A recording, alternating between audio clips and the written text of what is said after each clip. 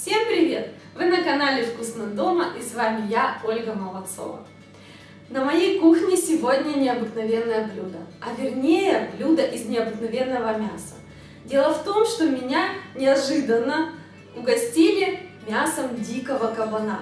Я никогда в жизни не готовила дикого кабана, но это ли не случай приготовить необычное блюдо и показать его вам, мои дорогие зрители и подписчики канала. Этот замечательный кусочек кабанятины я приготовлю в духовке с овощами. Но прежде чем готовить дикое мясо, его нужно несколько раз вымочить в воде, дабы оно лишилось неприятных запахов. Мне повезло, это мясо не имело каких-то неприятных запахов, но прежде чем готовить такое мясо, его все-таки нужно замариновать и продержать 24 часа в холоде. Маринад готовится очень просто. 3 стакана воды, четверть стакана 9% уксуса, 8-10 зубочков чеснока мелко раскрошенных, несколько перетертых лавровых листиков, а также перец горошком, примерно столовую ложку. Вот такой вот несложный маринад, 24 часа в холоде, и мясо невероятно пахнет. К тому же, после такого маринада оно становится мягким и быстрее готовится.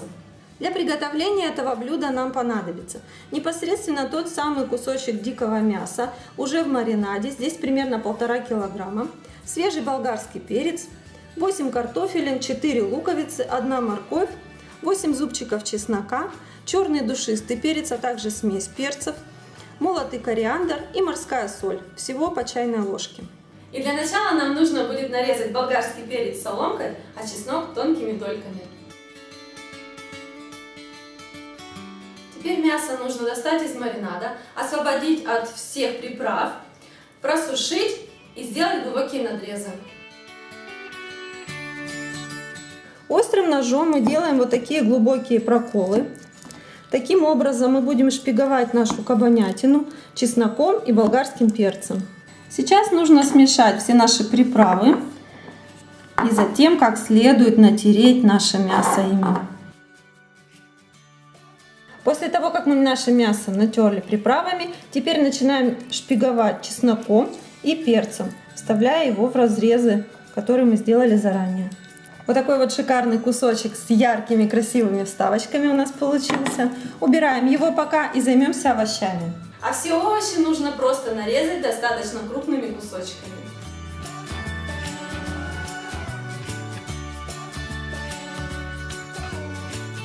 Так как блюдо объемное, кусок мяса большой, овощей много, я беру большой противень, глубокий. Сюда же мы помещаем все наши овощи. Это очень красиво смотрится, они такие крупные, яркие. Теперь их нужно полить растительным маслом небольшим количеством, чтобы избежать пересыхания во время готовки. Также добавляем к нашим овощам соли и перца, чайную ложечку. Теперь нужно это все хорошо перемешать, чтобы распределились приправы и масло. В середине освобождаем место для мяса, распределяем все по краям и перекладываем его. Теперь это блюдо нужно как следует закрыть фольгой и отправить в духовку, которая разогрета до 200 градусов. Блюдо это будет готовиться от часа до 2. Нужно будет заглянуть через час, проверить его и, если еще необходимо, доготовить 30-40 минут, может быть даже час. Оставшийся перец можно красиво уложить сверху мяса, так оно будет выглядеть еще аппетитнее. У фольги нужно плотно подогнуть края, чтобы весь сок остался внутри. Ну что ж, времени прошло 1,5 часа, и мне очень интересно, как получилось мясо. Я хочу надрезать мясо и посмотреть, как оно проготовилось внутри. Мясо режется очень легко, оно мягкое и сочное, но все-таки оно еще слегка сыровато. Поэтому я сейчас отправлю его в духовку еще на полчаса. Значит, для такого кусочка нужно 2 часа времени нахождения в духовке. Фольгой я уже накрывать не буду. Я хочу, чтобы оно зарумянилось. Будем отправлять и ждать. Прошло полчаса, и мясо у нас в итоге полностью за 2 часа проготовилось. Вот такое вот необычное и аппетитное блюдо у меня сегодня получилось.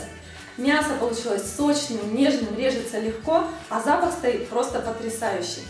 Мясо дикого кабана в этом рецепте можно заменить свининой и приготовить будет очень вкусно. Ну а на этом у меня все. Подписывайтесь на мой канал, ставьте лайки, пишите комментарии. Заходите в мою группу ВКонтакте и в Инстаграм. Я вам желаю приятного аппетита. Пока!